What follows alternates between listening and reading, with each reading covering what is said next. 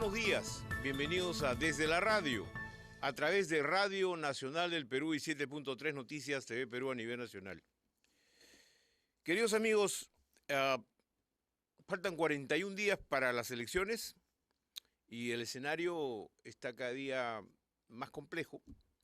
Esperemos que se vayan decantando situaciones, que el Jurado Nacional de Elecciones tome las decisiones correctas y que finalmente este proceso, que nos llevará a elegir nuevas autoridades para los próximos 5 años, sea un proceso absolutamente transparente, en paz, en tranquilidad, y que se proyecte precisamente lo que queremos, un país, un Perú con futuro, y que los ciudadanos tengamos la entera confianza de que lo que se va a construir más adelante será en beneficio de cada uno de nosotros los ciudadanos.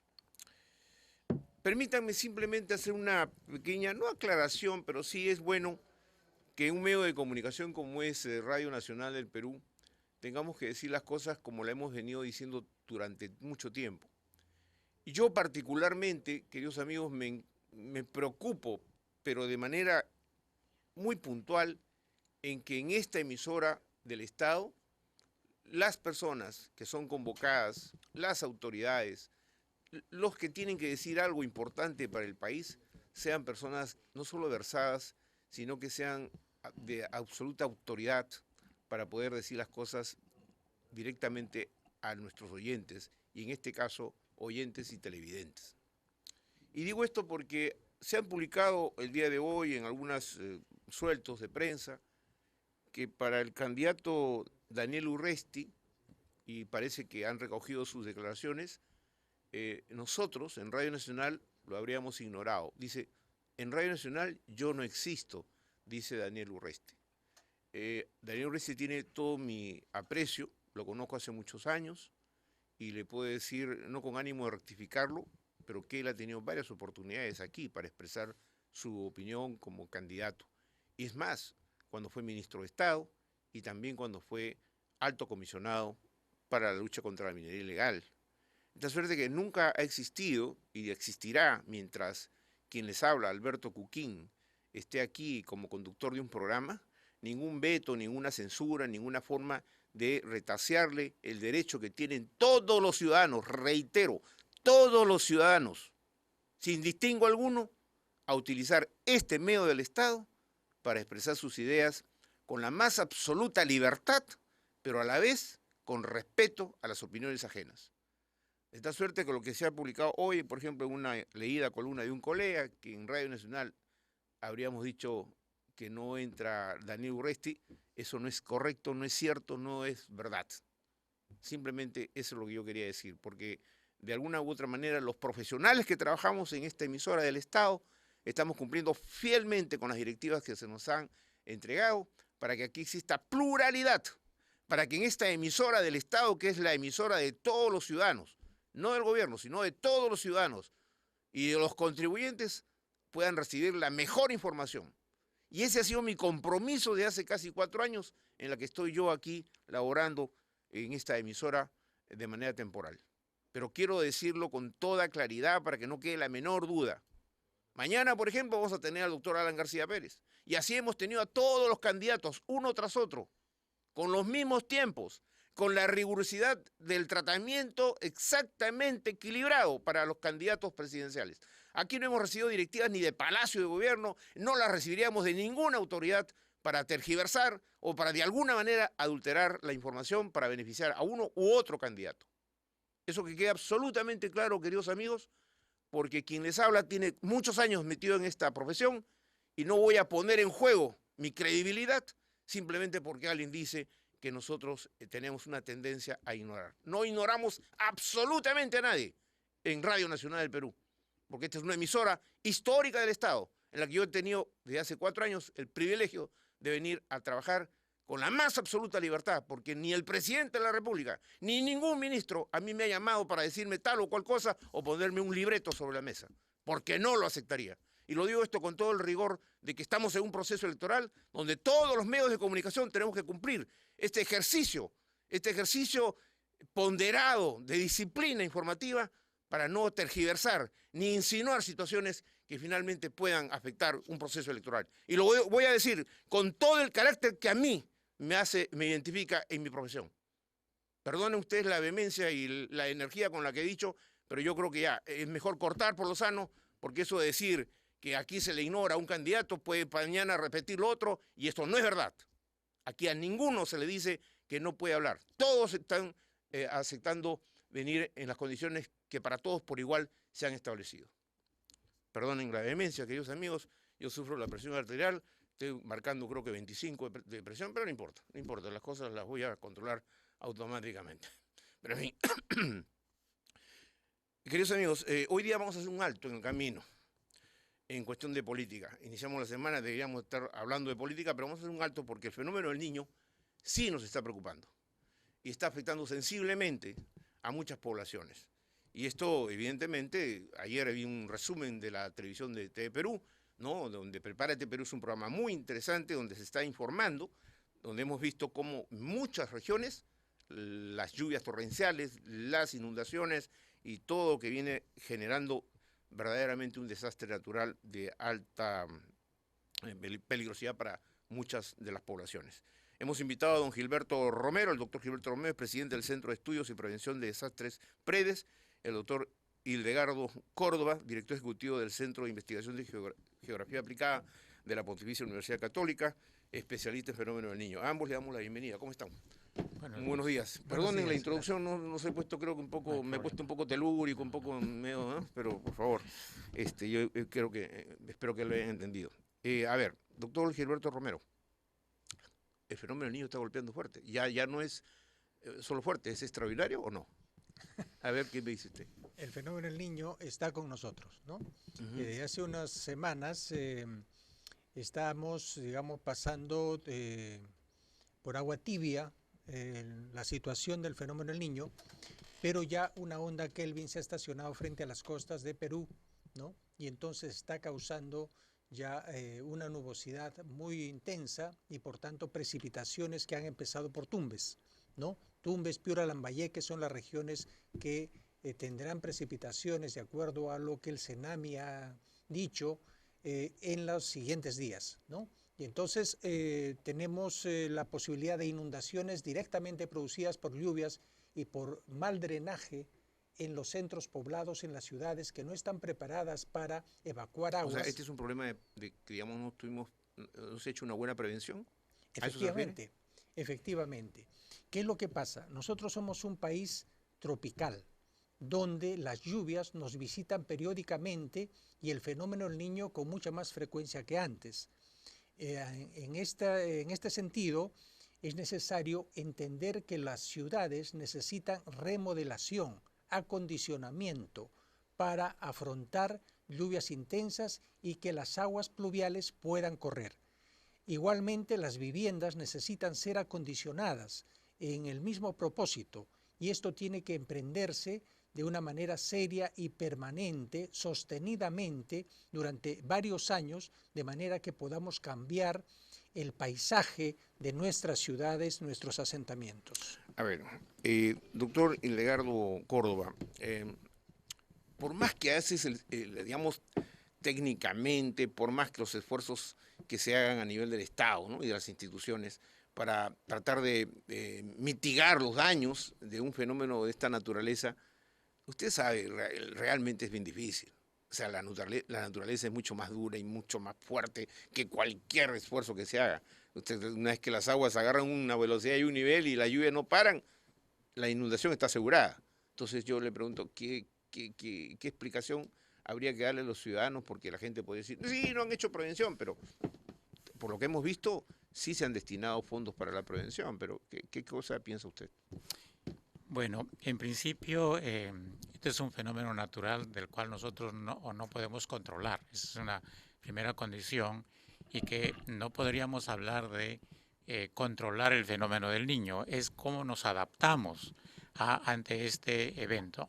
Y para una adaptación hay que tomar algunos pasos que parece que todavía, a pesar de los esfuerzos, no son suficientes, que tienen que ver con prevención. Primer punto, de prevenir en donde, por ejemplo, en términos de las localizaciones de las viviendas, es decir, los lugares donde no deben estar. Y lo otro es la mitigación, o sea, lo que ya existe, cómo hacemos para disminuir los impactos dentro de eso. Y hay, pues, dentro de esto todo un proceso que nos puede llevar después a cómo reaccionamos frente al fenómeno propiamente, ¿no?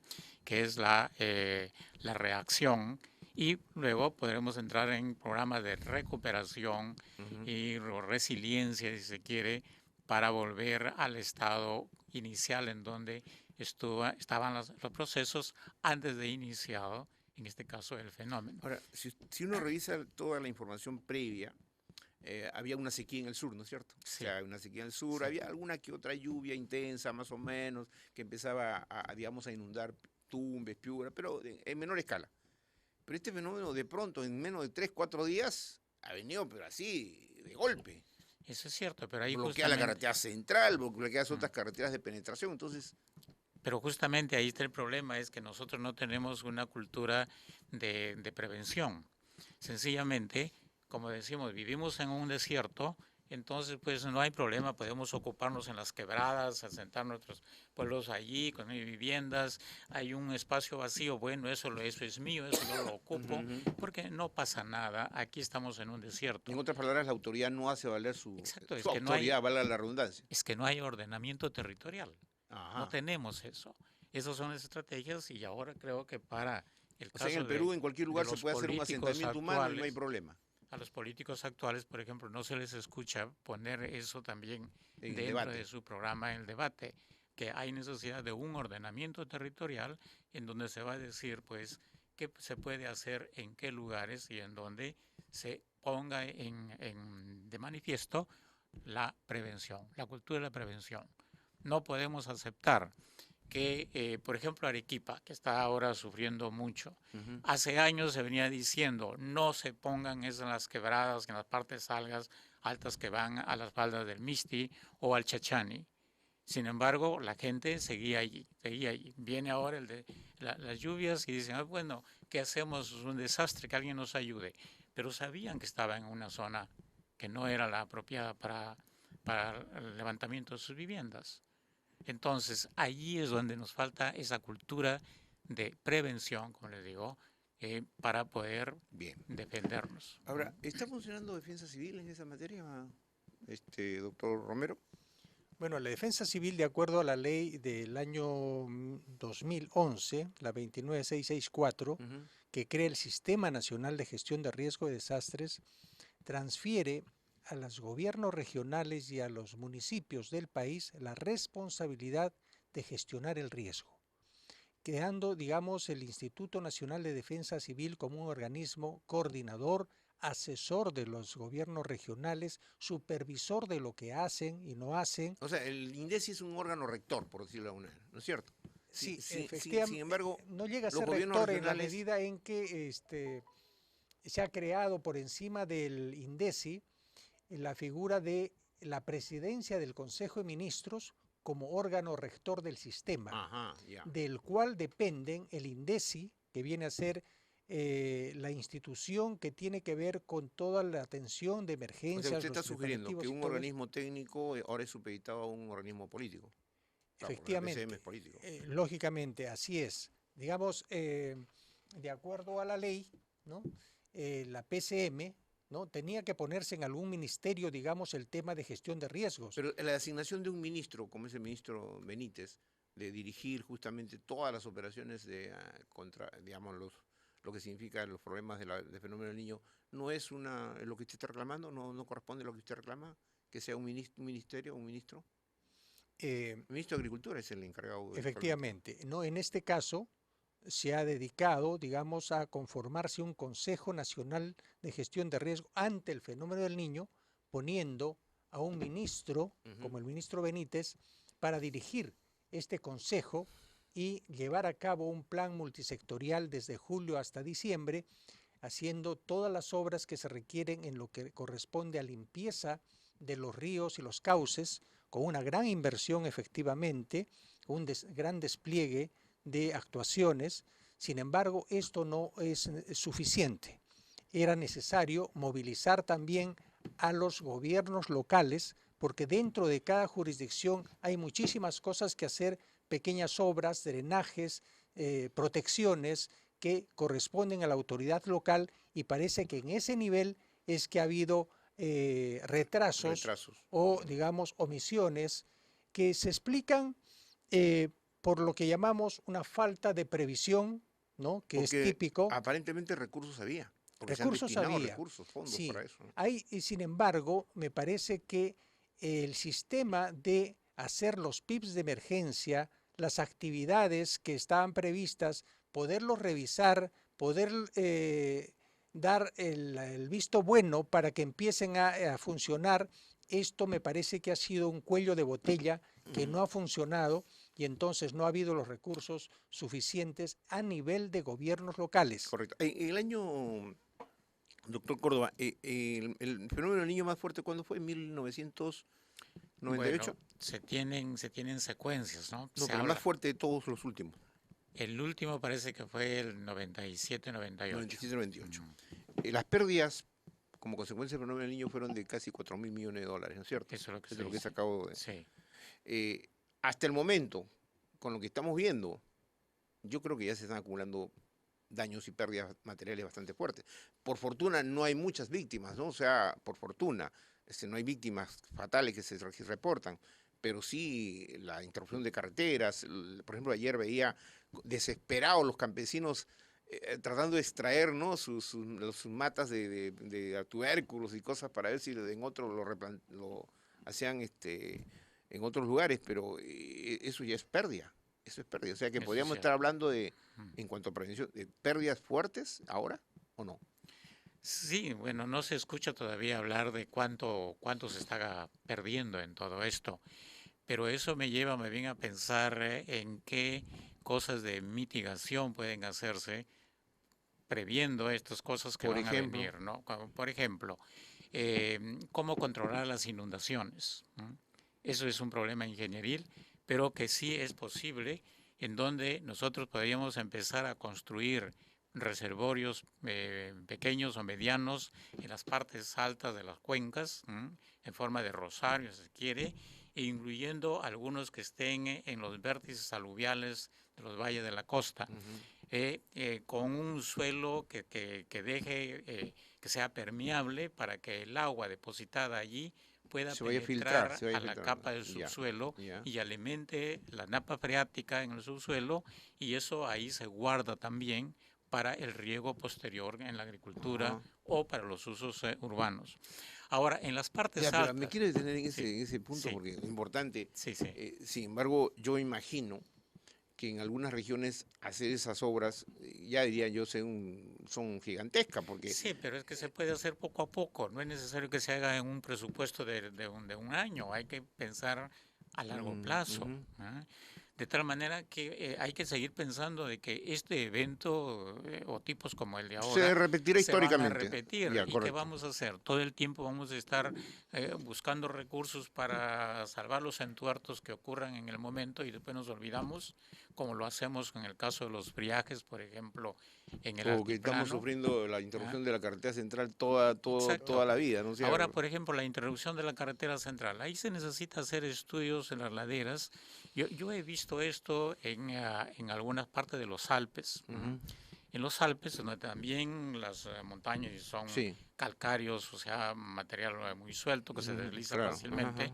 Y entonces también las laderas son muy empinadas. Sin embargo, las carreteras que pasan por ahí, en las zonas donde hay el riesgo de deslizamientos, sea de rocas o de derrumbes, inclusive ponen una especie de techo a la carretera. De tal manera que cuando viene el derrumbe, ahí se almacena ahí. Pasa por encima, porque el techo es por encima de la carretera. Claro, el techo es inclinado. O sea, la vía no se interrumpe. No, el techo casi sigue la dirección de la pendiente, un poquito, entonces pasa todo. ¿Cómo techar 500 kilómetros de la carretera central? Bueno, pero se pueden hacer, no es que hacer todos los 500, o sea, los lugares más sensibles, porque supongo que ya se tiene un registro. ¿Usted ha visto la última avalancha que hay en Huaycos? De qué es lo que está pasando y dónde es lo que ocurre. Esto último, por ejemplo, se dice Yo no he ido, pero se dice que es por el emposamiento del río por un huaico que cayó allí. Tal vez los esfuerzos debieron haberse dirigido rápidamente para romper el embalse del río. Ajá. Antes de tratar de controlar qué es lo que pasa con la carretera, es cómo cortar el embalse. Estamos hablando de la zona central. Claro, central, lo último que hay acá de la interrupción. A ver, doctor Romero, en el sur la cosa no es que tengamos más o menos la cordillera como en el sur hay partes más planas, ¿no es cierto? Claro, el altiplano. Altiplano, ¿no es cierto? O sea, no hay tanto como acá tenemos. ¿Y cómo a mitigar ahí? Porque también han ocurrido lluvias torrenciales, inundaciones. ¿Qué podría hacerse en la zona sur, por ejemplo, Arequipa, Moquegua? Bueno, las lluvias que se presentan en el sur, ¿no? Causan también erosión intensa en las laderas. Hay que recordar que tenemos en el sur 3 cordilleras, ¿no? Oriental, occidental y la central, ¿no? Ajá. Y entonces, sobre todo en la parte que da a la CG Selva, hay mucha deforestación y formación de huaicos con mucho mayor fuerza y volumen que antes, debido justamente a la ocupación y a esta falta de ordenamiento territorial, de no definir cuáles son los usos del suelo que tienen que darse. Ahí podría estar, digamos, influir la minería ilegal, eso.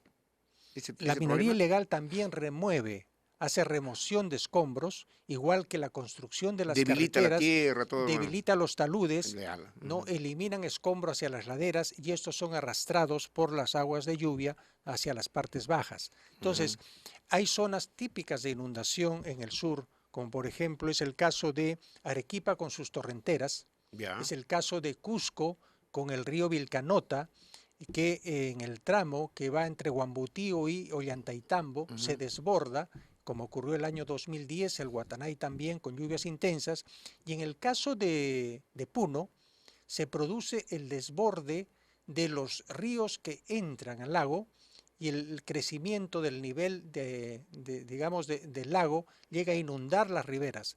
Probablemente en las próximas semanas, si las lluvias continúan intensas, vamos a tener noticias de este tipo provenientes de todo el área circunlacustre en el caso de Puno. Ahora, la naturaleza es tan, o sea, no sé cómo, yo no soy el experto, por eso están nuestros invitados, pero yo recuerdo que hace unos días atrás veíamos el río Rímac totalmente seco, ¿no?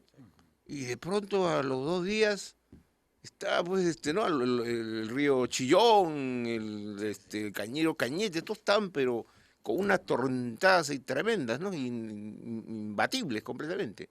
Y es que, ¿por qué las lluvias? O sea, ¿cuál creen es el calentamiento global? ¿Todo estos problemas del que estamos viendo en la naturaleza? Que genera estas lluvias así tan fuertes y persistentes además. Bueno, también hay que pensar que todos estos trastornos son parte del calentamiento global. Porque las temperaturas van subiendo. Ahora, por ejemplo, se habla de una temperatura extraordinaria de ayer.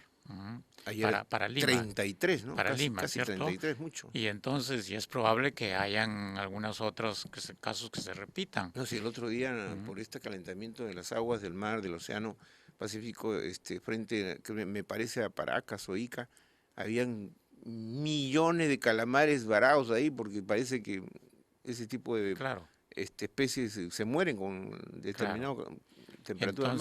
Entonces, ¿qué significa? Que ya debemos ir pensando también en cómo irnos adaptando a este tipo de calentamiento. Adaptando y cómo ir previniendo este tipo de desbordes que pueden venir de los ríos. A la fecha, doctor, a lo que estamos viendo ahora, que ustedes están, me imagino ustedes están monitoreando día a día, ¿no? Así es. Son expertos, tienen no solo la Universidad Católica, tienen el Centro de Estudios y Prevención de Desastres, el FREDES. A partir de ahora, ¿qué cosas le recomendarían a usted? ¿Usted forma parte de la comisión? No, la comisión está constituida por organismos públicos solamente. ¿Solamente? Sí. ¿Pero no les consultan? No. ¿No porque no quieren o porque ustedes no se ofrecen? No, pregunto, no, es una pregunta casi ingenua. No ha habido ese tipo de consultas, no ha habido. Porque ustedes son los expertos. Así es. Yo entiendo que la administración pública tenemos también varios tiene sus estudios expertos, en ese pero sentido. la mejor forma de combatir esta situación o mitigar es una alianza, ¿no? Una sinergia entre ustedes y el Estado. Efectivamente, Eso tiene que haber una es sentido común, ¿no? sinergia entre los organismos que estudian el fenómeno del Niño e investigan y pueden dar luces sobre las variaciones que podría tener el fenómeno del Niño, ¿no? Que no siempre se presenta del mismo modo. Este fenómeno del Niño muy especial tiene que ser estudiado, de manera que los escenarios de riesgo sobre los cuales planifiquemos nuestras acciones tienen que ser mucho más diversos. No se puede pensar inundaciones en el norte, sequía en el sur, caso 1982-83, o inundaciones en el norte y todo normal en el sur.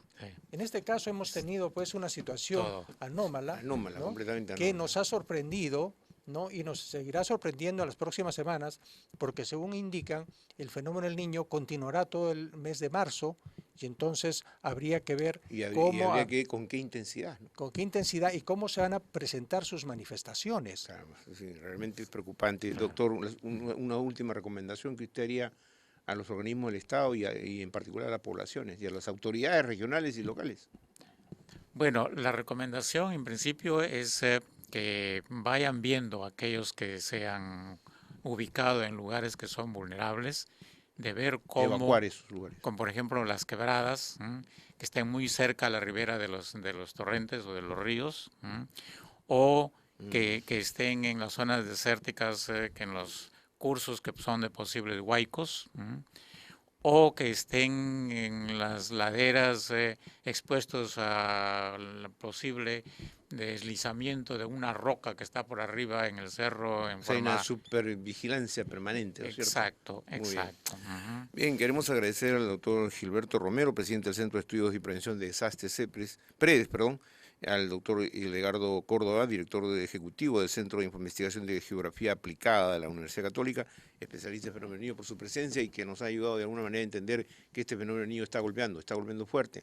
Yo recuerdo el año pasado, yo no soy una persona, pues, un atleta, ni mucho menos, ¿no? Entonces me fui acompañando un equipo de TV Perú y de Radio Nacional y me fui allá a la zona de Chosica. Cuando nadie me pasa la voz, me la pasa muy, muy tarde y veo que vi una masa de lodo que me agarró hasta la mitad del cuerpo. Yo la verdad dije, aquí quedo, porque cuando uno quería sacar la pierna de un lado, se me hundía la otra, se quería sacar la otra, es decir, el lodo esto es terrible, es terrible, ¿no? Me quedé traumatizado, porque imagínense todas estas personas que viven en esas zonas de alto riesgo. Queridos amigos, tomen sus previsiones. Por eso hemos querido suspender el tema político en este programa que por motivo de las elecciones concentramos nuestra atención en las elecciones, pero es importante para todos ustedes escuchar a dos especialistas de rango que tienen ellos que realmente nos han ilustrado. Muchas gracias a ambos. Bien, y desde la radio, a través de Radio Nacional del Perú y 7.3 Noticias TV Perú a nivel nacional, que tengan ustedes un buen día.